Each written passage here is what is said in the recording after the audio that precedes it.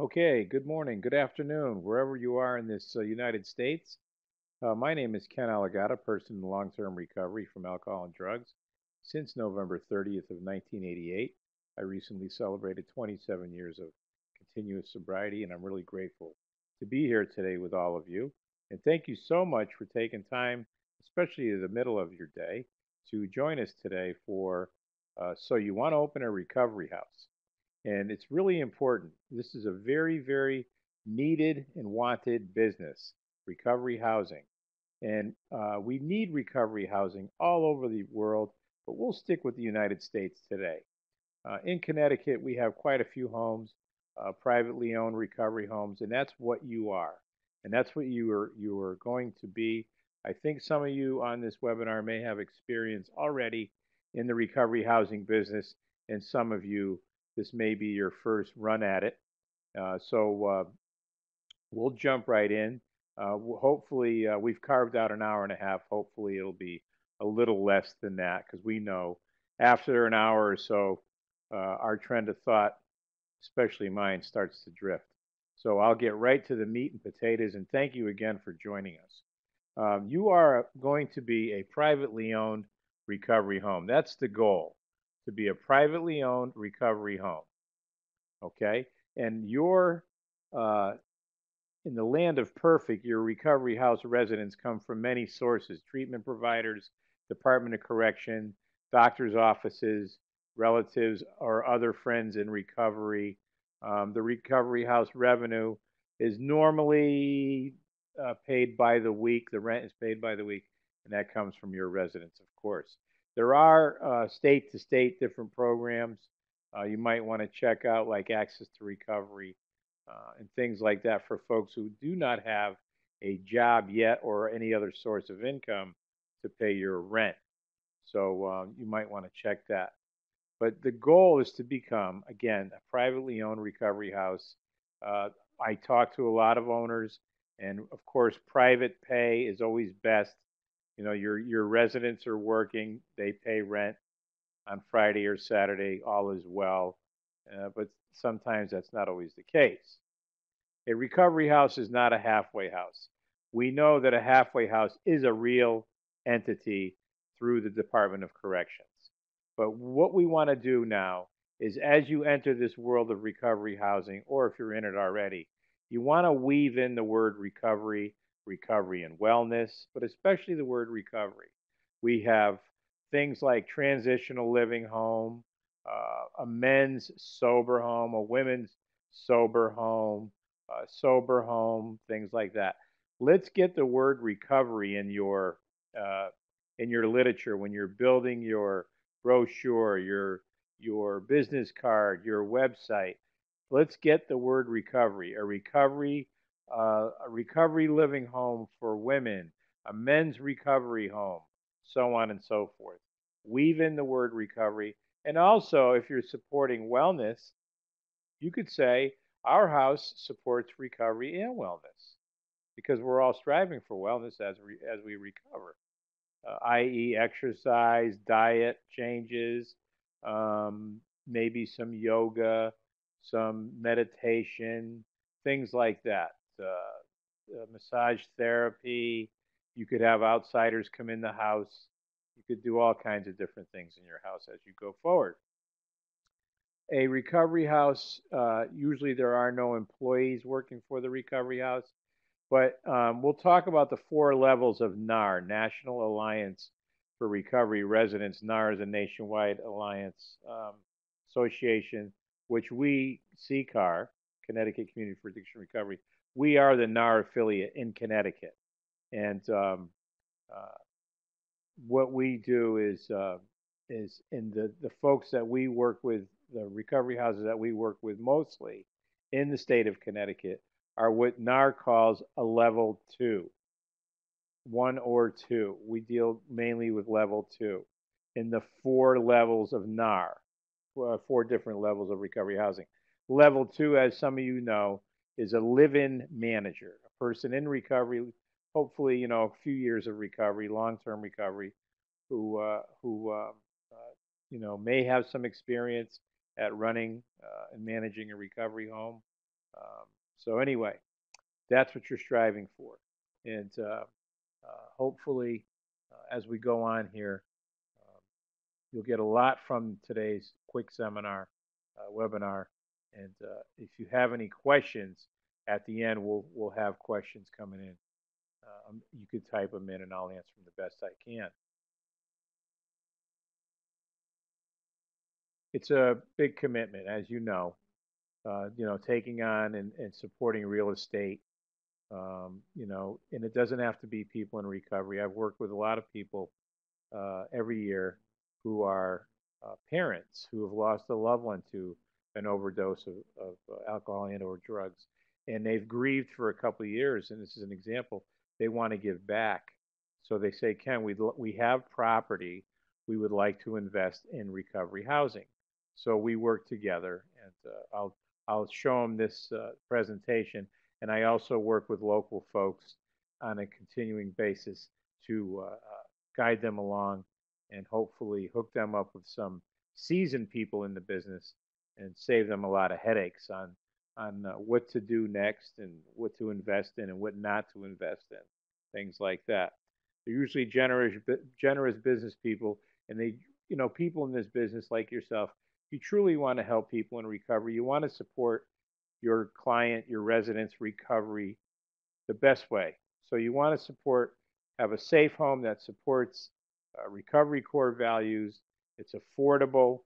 And now we'll talk about the money piece a little bit later on because it's not for me to say how much you charge for rent for your residents because depending where you are, a lot of that comes into play and the market target you're looking at and how your pricing structure rolls out. This business takes significant time and effort, as you know, significant time and effort, but it's a great personal satisfaction when you see some of your client residents start to make that transformation in their lives and they're getting their feet planted on the ground and they're going to work and they're involved and they're participating in their life and they're doing good things. They're going to their support meetings, i.e., 12-step, faith-based, whatever, meditation, Bible study, church on Sunday. We'll get into some of that too later. But whatever supports your client's recovery, that's you'll get that personal satisfaction. It really is good, very good stuff. The recovery house ownership, it's a unique business opportunity. Your pre-admission criteria, you'll have when you're set up and ready to go, some of you do this already.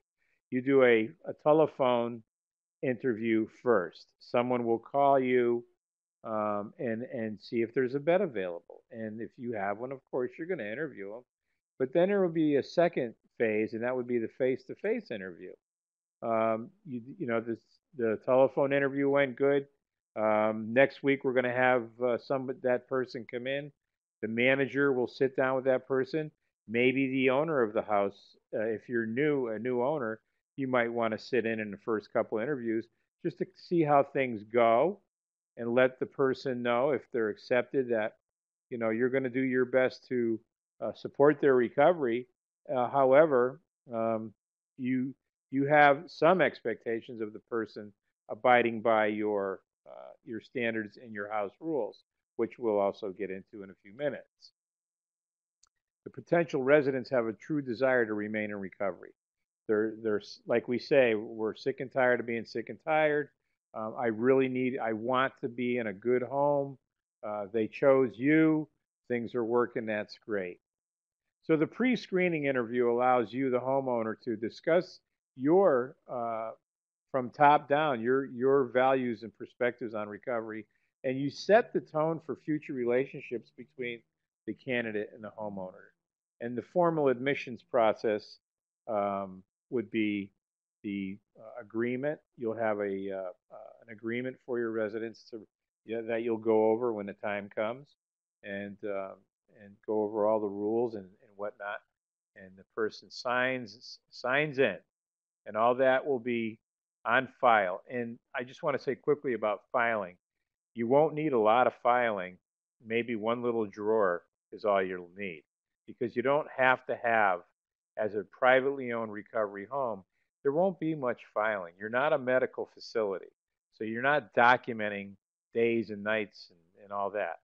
It's a real simple file. You might have a couple page agreement and maybe some personal things that the client resident would like to keep in there for themselves, and maybe something for yourself regarding medication and so on. But you're not in this for giant file cabinets, not at all. Not at all. This is real simple, and that's what you want. You want simple, streamlined filing, real easy. House rules support recovery. This is one of my favorites. It's based on the homeowner's personal values, again, in maintaining recovery. And as the homeowner, you and your manager, who comes and lives in the house and is going to oversee the house, the both of you are in agreement after talking and uh, you know, you'll be on the same page, basically, on what you both want and both agree on about personal values in recovery and how important it is to both of you. Because you don't want clients, residents, 7 months down the road coming to doing an end run around the manager and going to the owner and saying, well, da, da, da, da, da, da, da, da. It's kind of what we call splitting. You don't want that. So if you're both, the manager and the homeowner are both on the same page on how this house is going to be run, and you check in with each other periodically, that'll save a lot of headaches, a lot of non-productive hours. The homeowner's reputation is directly affected by the implementation of house rules. So you've got to have house rules, and you could have house rules in 8 by 11 frames posted in every room, in the hallway, in the common areas. But here's the word: enforcement. House rules need to be enforced. If they're not enforced, it's just a blank piece of paper on the wall. And that is part of the intake. When you do the resident, you agree they're coming in, that's part of the agreement, our house rules, as well as drug screening, on demand, and everything else.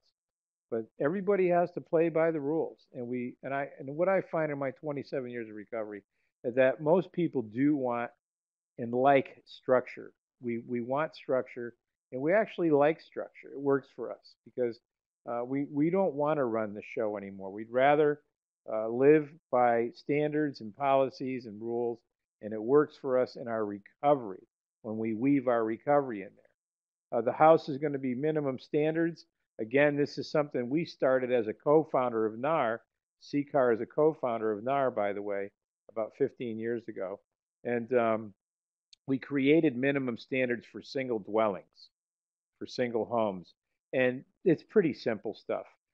Basically your common areas such as your living room, your kitchen, things like that.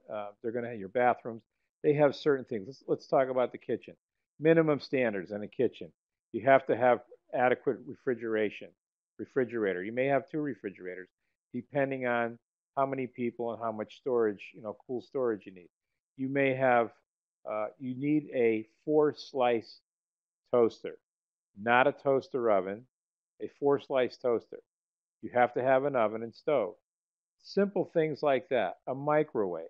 You don't have to have two of them, but again, depending on how big you are. If you have 6 to 8 residents living in the house, I think one large microwave, but it depends. If you want to add another microwave, because we know in today's world the microwave is probably the most widely used tool in the kitchen, the most used tool in the kitchen. So it depends. It's something.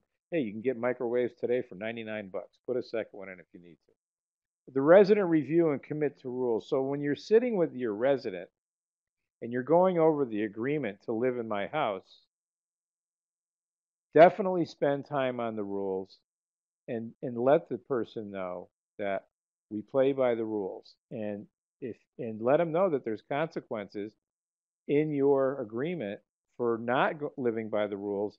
It could be grounds for termination. Maybe they can't live there any longer. There could be sanctions if they're breaking rules, like certain chores, because all the houses do have a chore list. It's pretty simple. Everybody has chores to do. It's all about, participating in my life, putting on my big girl, big boy pants, growing up and being accountable, and just, it's time. It's time to grow up and play by the rules. So the rule assessment should be done to ensure effectiveness. Continuing on house rule support, establish a pattern of personal and financial responsibility. What this means is if you say to your clients, rent is due on Friday night at 7 p.m., then that's the rule. That's the rule in your house. We pay rent on Friday night by 7 p.m. If you have a resident that comes to you Saturday morning at 6 a.m. and says, I got jammed up, okay, but let's see if we can fix that. What I'm saying is nip it in the bud right away. Don't let these things slide because it's a slippery slope.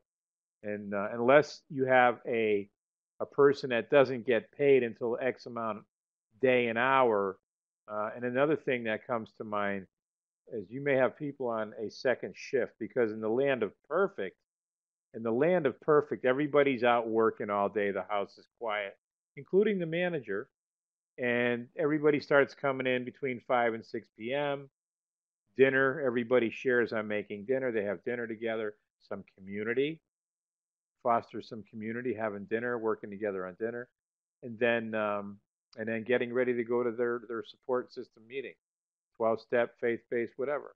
So in the land of perfect, that's nice. But you may have a person on second shift that comes walking in at quarter to midnight, and that's between you, the manager, your managers, and manager and the client. They may have a great job working second shift, and they've had the job for years.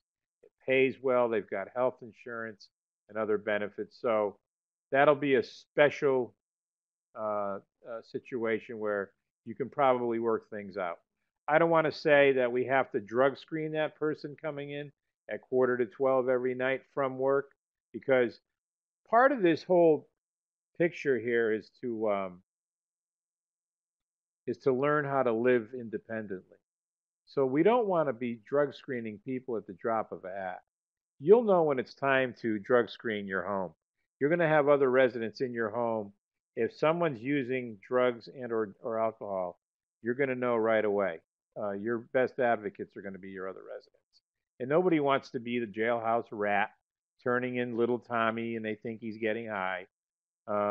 It's just they will know. And you could stand in front of that person with a drug screen cup and just remain silent and stand there with a drug screen cup, and the power and the energy of silence, the person's either going to say, I am high right now, and you could save yourself $10 on a drug screen cup and just put it back in the cabinet and say, okay, Tommy, what do we want to do?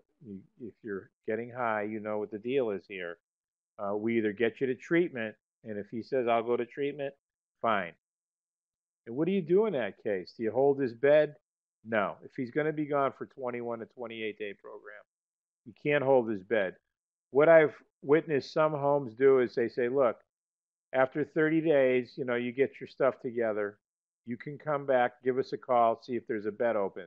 Because you cannot hold beds for people because you're losing money by the week. So, reward systems. Reward systems for earning privileges are things like um, chores, and here's a good one. You have a client that's been in the house for 12 months and they're doing a great job and they're going to their meetings and they're working and everything's going well. And they're in a double room because you have double rooms and you might have one or two single rooms. So here's a reward system for that person, that star person in your house. You could let them know that you have a single home, a single room coming up in about a month, and you could offer them the single room. Things like that. You can be creative about reward systems for earning privileges. And some folks charge a little extra for a single room. That's up to you. Uh, If it's 10, 20 bucks, maybe you could float it to them for the same price as a double. That's up to you. You're developing a family atmosphere and team approach.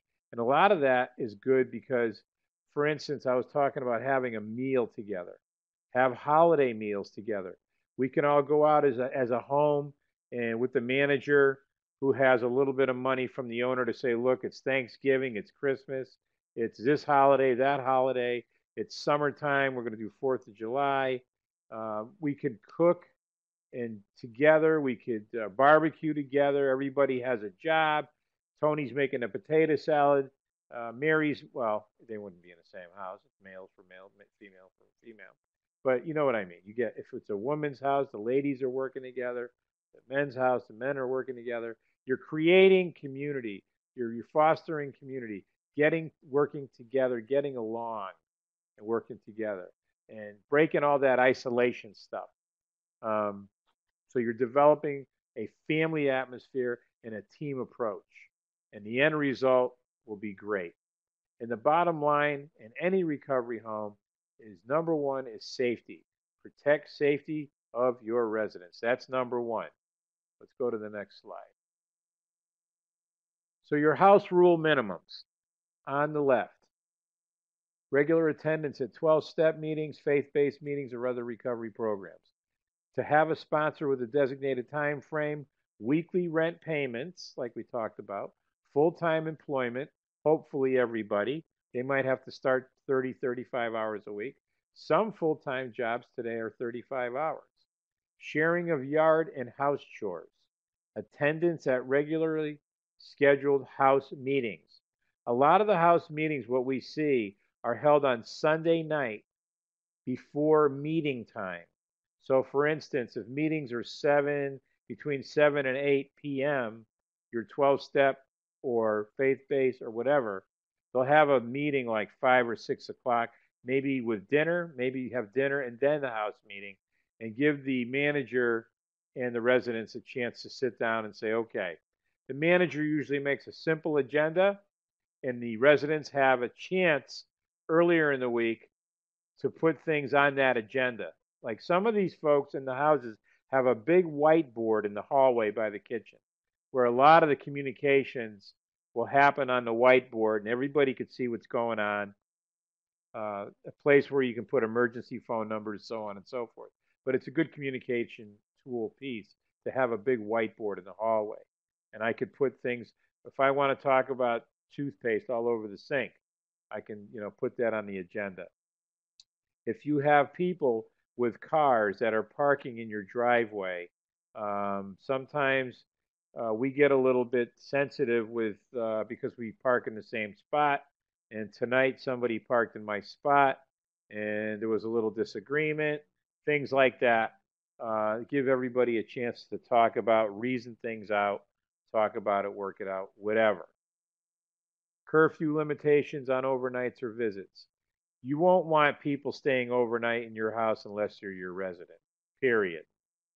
Curfew, limitations on overnights. If somebody's going away from your home to be with their family on holiday, that's between you and them. Probationary period. Some of the houses have a 90-day, 3 months probation period. Reward systems. Again, use things that are non-monetary. Don't get involved with giving money because somebody did a great job shoveling the driveway. They could take a break on this or that, or get that extra room, or things like that. But be careful. Don't use money as a reward system. Maybe a dinner, maybe a little coffee card, a little Dunkin' Donuts gift card, something like that. But cash could be a slippery slope. Drug and alcohol screening on demand. If you think there's a need, then do it. And notice of intent to vacate any removal of personal belongings. Because somebody relapses, they're probably not going to want to stay. They'll probably leave on their own because they can't get high there. And they want to get high, so they're just going to run. Or if you've got folks who just stay, you might have to terminate them. So how long do we hold their personal belongings in the basement or the garage? What I'm hearing is 2 weeks. That's it. And you want to let them know up front in the contract agreement that if you're terminated or if you voluntarily leave, we only hold your personal belongings for 2 weeks because they'll come back 6 months later, 9 months later, and they're going to want to know where their watch is or their laptop or their favorite pair of LL Bean socks or slippers. So be really careful. Make sure you spell that out in the agreement about holding personal belongings. Next slide.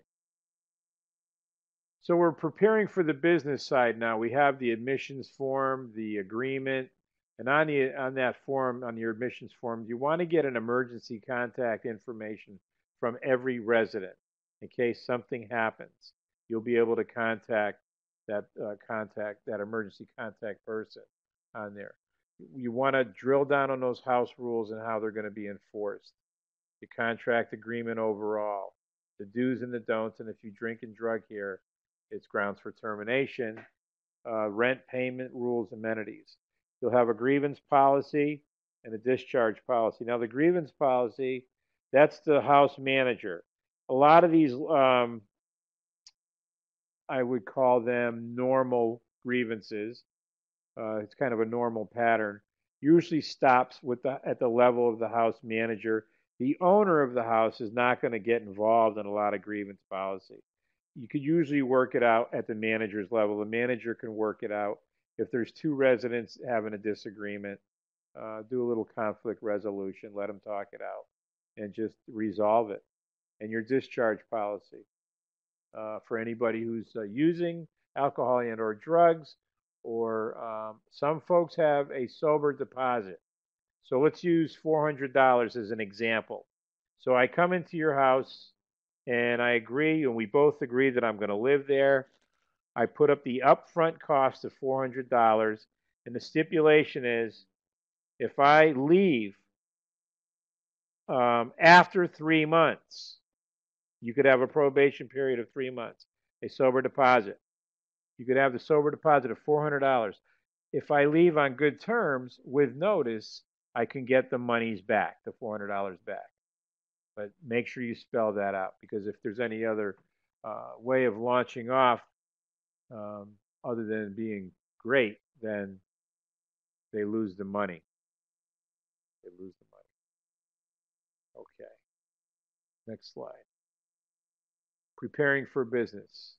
Didn't I do this? Yeah, we did this. I'm sorry. Okay. So on the left, your house manager, there's two types. There's a house manager level 2, and on the right, there's the democratically run like Oxford House. So on our left side, the volunteer usually receives free rent or a deal and or a private room, single room at a discount. That's between the manager and the owner. The planning needs to be done to be sure the home continues to operate. Assist owner in maintaining safe recovery environment, usually in recovery multiple years. Act as role model and mentor to residents. Manager follows all house rules, including maintaining full-time employment. Democratically run, Oxford House model. The democratically self-run. The house membership is responsible for all household expenses. The house must immediately expel any member who uses alcohol or drugs, which is requirement to obtain and retain an Oxford House charter. And you could see more on the Oxford House at that website address, oxfordhouse.org. Okay, next slide. So if you have a non-compliant, that's going to involve eviction. Someone's usually breaking the rules, but the residents learn responsibility for their own behavior. That's what we're doing. We're living in a independently, privately owned recovery home, and we're learning how to grow up now. We have to take responsibility for our actions. The consequences are usually on a case-by-case basis, except for severe infractions that may result in immediate eviction. There could be a removal of reward or privileges, maintain same chores until done adequately, things like that. Be creative with consequences. But continuous breaking of the house rules, it may result in eviction. And that's all in your agreement.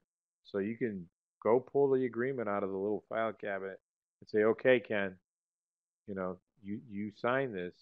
We agreed. You got to be a good boy. Okay. Next slide. Eviction. If you break promise to stay clean and sober, the resident usually leaves on their own. I think I said that a minute ago. May require immediate eviction, alcohol or drug use on or off premises, stealing, having weapons in the possession, disruptive behavior, physical or verbal hostility. Homeowners often assist resident in getting treatment or alternative housing if they relapse. Okay. The range for readmittance, zero tolerance to case by case, to come back into your house. Okay. Like I said earlier, if you've got somebody that's relapsed, they agree to go to treatment. They're in a 28-day program. After 30 days, they can call you, see if there's a bed available. Difficult evictions could result in changing locks, moving out furniture from room. I think that's a little bit lofty. Homeowners should have strategy in place to deal with difficult evictions. Okay, and in case the police come to your house, you may want to pay them a visit when you open the door to your home and say, hey, we're the new recovery house down the street. Drop off a brochure or some business cards of your home. You want to build that community, that reputation that you're good, you're new, and we've got beds available. Because the cops may come there once or twice and check out something that somebody called on, and you could say, well, you got somebody drunk and they won't move out and they haven't paid rent in 8 weeks. So you got kind of a squatter, if you will. And if you call the cops, we've heard a story where the cops, two police officers came to the house and told the house manager that you can't touch that person's belongings. And if the manager did, that they would arrest the manager. And then what the manager did was say, okay, and they let the person sleep it off on the couch. And then second shift comes along. It's 11 o'clock at night. The manager called again, waiting for a police shift change. And a male and female officers came that were on second shift and said, does this person have an agreement that they would not drink and or drug? And they pulled it out of the file cabinet. They woke up the person, kind of got him to look at this thing, even though he was pie-eyed, and say, you can't stay here. You signed this agreement saying if you drink or drug, you can't stay here.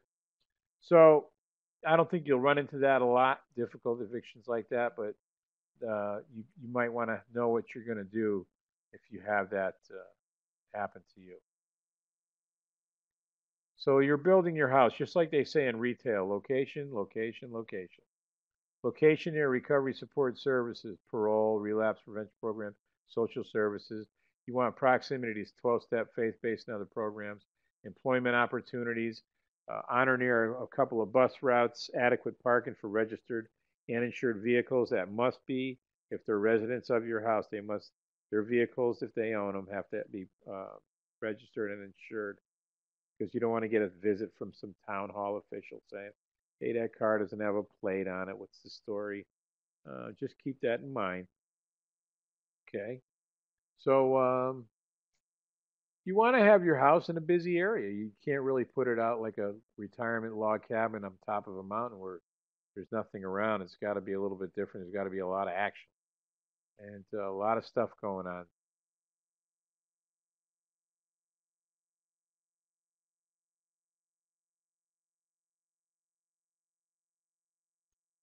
Okay, next. Structure and layout. Floor plan design, important. New residents move into double room with roommate to avoid isolation. Single rooms available as resident continues in recovery. 2 or 3 floors to accommodate 10 to 12 residents. 3 or 4 single rooms and 3 or 4 double rooms. Common areas, kitchen, living room, dining room. And all those fall under the minimum standards that we talked about earlier.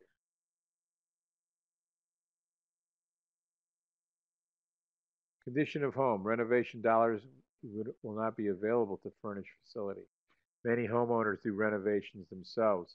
Research furniture liquidation companies. You've heard of the furniture liquidation if you need a dinette set or bed frames or dressers. These are great places to go, the furniture liquidation. They have great prices, and from what I've seen, there's really nice products, nice stuff out there that you can purchase. You probably don't want to take a loan for a new home of $300,000. If you can avoid that, by all means do. We'd hate to see you go 24 months into this and not being able to make it and have that kind of a mortgage around your neck. Timing of home purchase. Winter months provide the highest occupancy rate. We all know when it gets cold, people need to move indoors. Common sense. The optimal time is just prior to start of winter.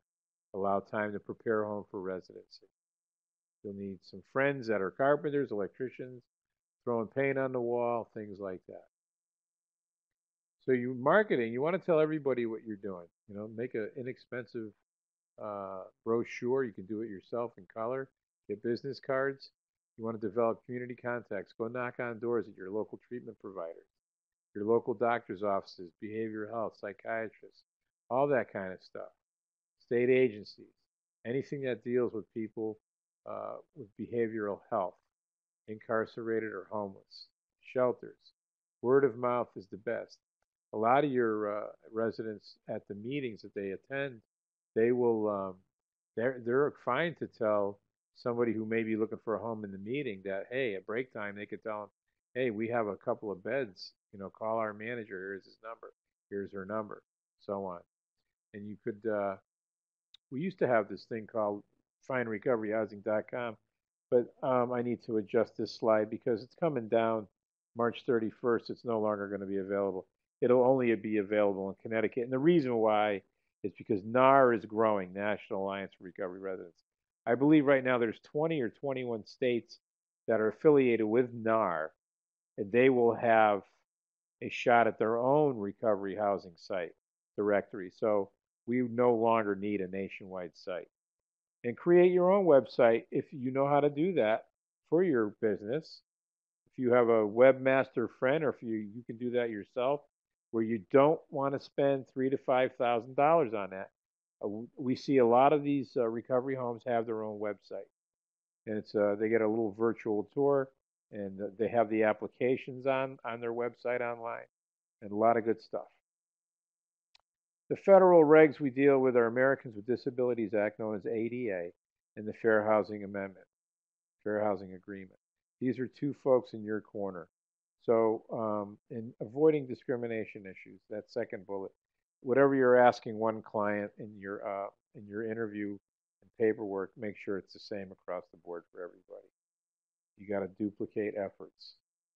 No different questions per person. It all must be the same questions to everybody. Questions asked for one should be asked for all. Zoning considerations. Home has zoning examples, multifamily, single residence, boarding home, etc. Accurate zoning determination should be done prior to purchase. Town clerk's office. Do your own homework. Check building codes. Check your building codes. Don't go down to the office and say, the town office, and say, hey, I'm opening a recovery house. What you want to do is jump online on the internet and check your town's website and look for the building codes. That will dictate probably how many beds you can have in your recovery home, because a lot of the towns across the United States, they're not familiar with recovery housing. They have this thing called no more than 6 persons unrelated. No more than 6 people unrelated can live in a single dwelling. So check that out. We have a guy that put 10 beds in this beautiful home out here in Connecticut. He has the room. The house is capable of 10 beds and one for his manager, so actually 11 beds. And then 3 months later, the town knocked on the door, and we had to go down and have a meeting in downtown at the town office there. And they said he could only have 6 beds. Now, we know he didn't do anything wrong, but do that homework to make sure before you start. Because his cost analysis went from a 10 beds paying full rent to 6 beds, and he lost 40%. Okay, next slide.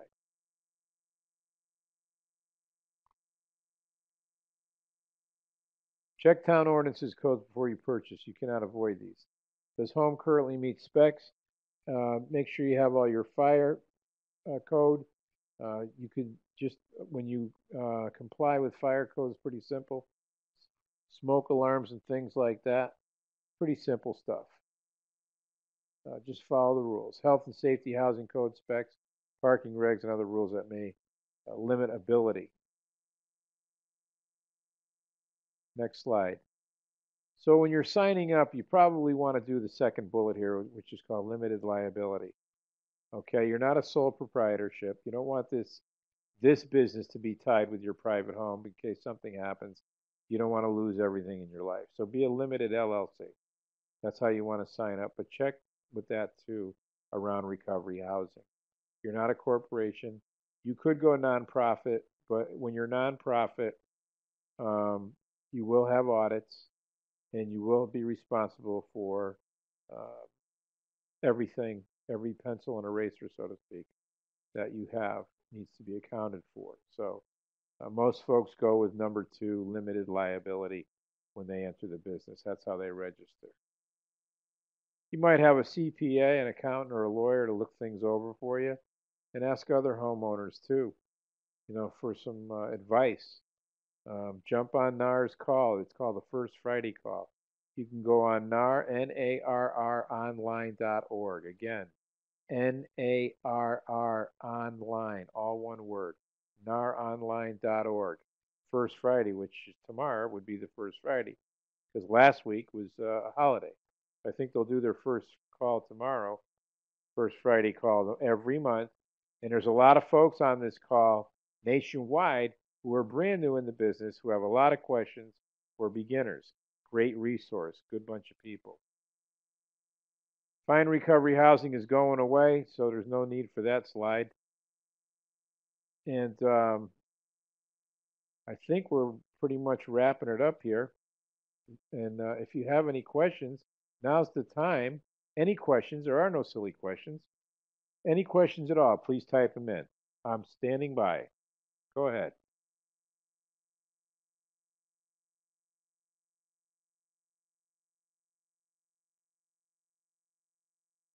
Marcy's typing, so we'll wait for her question, and I'll repeat it and try to give her a valid answer.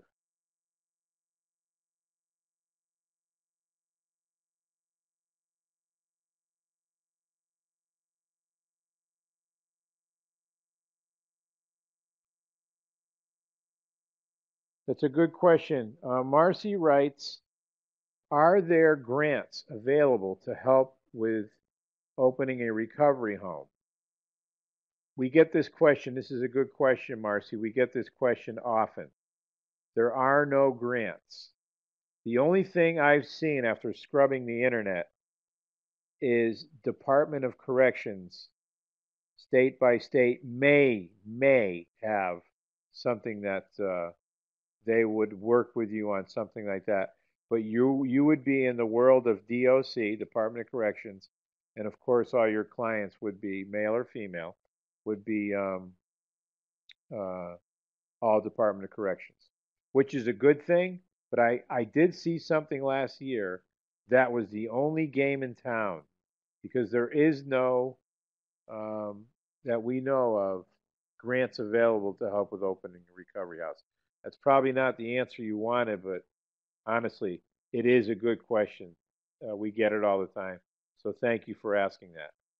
Are there any other questions? I'm standing by.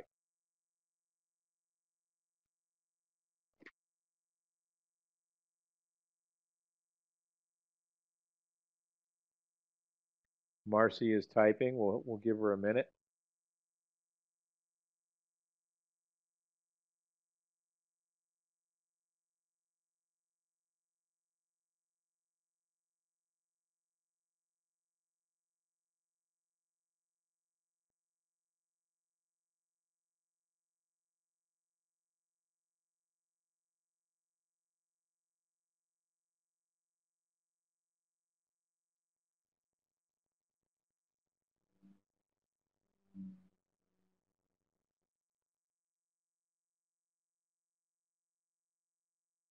Okay, Marcy writes, do you have to notify your neighbors of your intentions to open a recovery house? That's another very good question. You do not. You do not have to notify your neighbors of your intent. But here's what some folks have done. Again, this is a great question, Marcy. What we've learned, what some folks do to kind of build that community and that relationship. If you're in an R1, a residential neighborhood, kind of a cookie cutter street with house to house, you don't want to be the one with the shades down and people are wondering what's going on in there, like you're running some meth lab. God forbid. No, that's not what it is.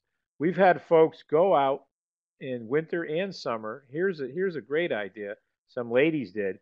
They were in their first Christmas holiday. They had a couple of houses that were wondering who they were and all that. So what they did is the girls, the residents, made some cookies. Again, there's your community within the house. They baked a bunch of cookies and made platters of cookies and went out in the evening, early evening, and knocked on some doors and said, "We are the girls in the recovery house. Here's some cookies. Merry Christmas." And one of the women happened to be a 93-year-old woman who was all by herself and had no heat in the house. She's wearing gloves, coats, and hats to stay warm, and she was one of them that wanted to know what was going on in that house 3 doors down.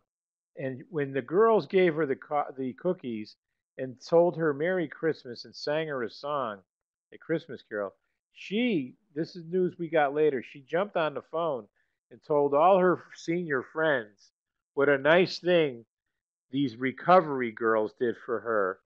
And now they've been cleaning off her front steps every time it snows and things like that. So there's ways you can tell folks who you are. But do you have to notify? No, you don't have to.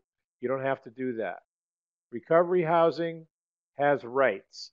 There's a really good article, HHS, Health and Human Services, has a great article. Go on their website, HHS or Health and Human Services, and they have a great article. It's called People in Recovery Have Rights. Quote unquote, people in recovery have rights. It's really, really good stuff. So thanks again, Marcy. Do you have any other questions? I hope that helped you. I'm standing by. Marcy's typing. Let's give her a minute.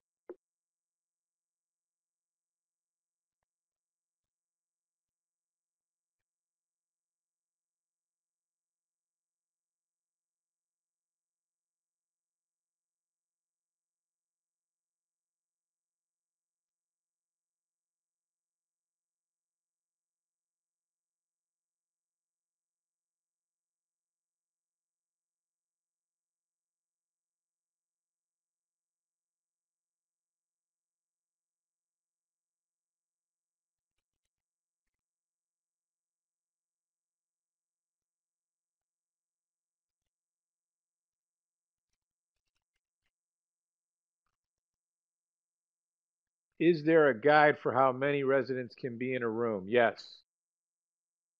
The simple rule, and it doesn't really, there is a square footage thing you can look up, but here's the rule overall: no more than 2 people per room. That's the basis. No more than 2 people in per room. Marcy's question was, is there a guide for how many residents can be in a room, i.e. square feet? No more than 2 people per room. And if the room's really that small, you'll know it. If you couldn't put your shoes on in there, it's probably a single room. Good questions. Very good questions. I appreciate it. Anything else?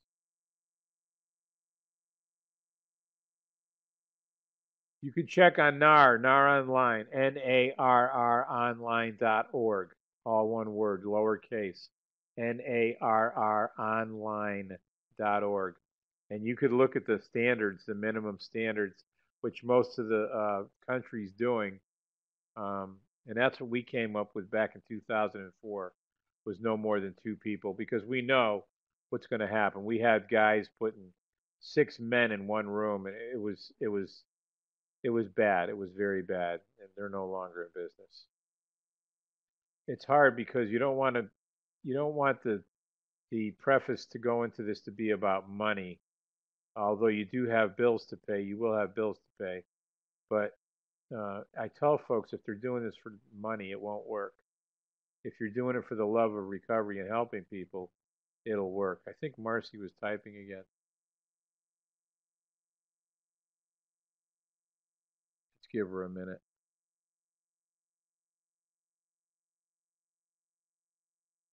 Okay, Marcy said thank you. Great information. I appreciate it. We appreciate it. You can call me at that last slide, and you'll get this link that you can listen to from our director of training.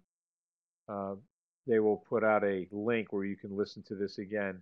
Feel free to call me anytime here at CCAR as you go forward in your business, and I wish you the best, all of you, and good luck in your business. And call us anytime with any questions. Again, no silly questions. And we wish you a happy, happy new year. Thank you very much, and have a good day.